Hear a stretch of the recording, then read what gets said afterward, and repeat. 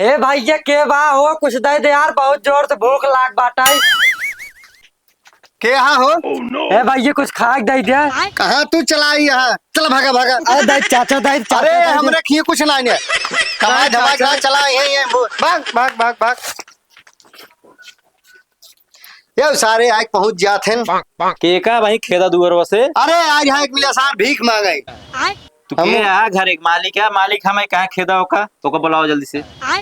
अरे बाबू जाए देता वो का सारे का बुलाई हम। ओका बुला ला पहले कहाँ खेद दिए मालिक हमारे घर के बुलाओ का कहाँ अच्छा का? ठीक बुला लाओ जल्दी से। ला बाबू लिया का गे ला। देखा तू इतना हरामी यहाँ भीख ना दिया तो और बाबू हमका भला फर्ज भीख देता है न? अच्छा चुप रहो चुप। सुना हाँ मालिक। जब हमारे ये भीख मांगा ही आवा हाँ मालिक। हमार बेटवा कितना तोका भगावे भागा जिन कह रहा। हाँ हाँ ठीक मालिक। ना? जरूर जरूर जरूर। हाँ यही घर के मालिक हम ही, जब हम भगाओ तभी तू भागा करा। हाँ। अब हमारे यहाँ तोका भीख न मिले तुरंत यहाँ से भाग ला। निकले जा। बताओ जाने में बेटा रहेगा बपवा हुई जो। आज हम भीख ले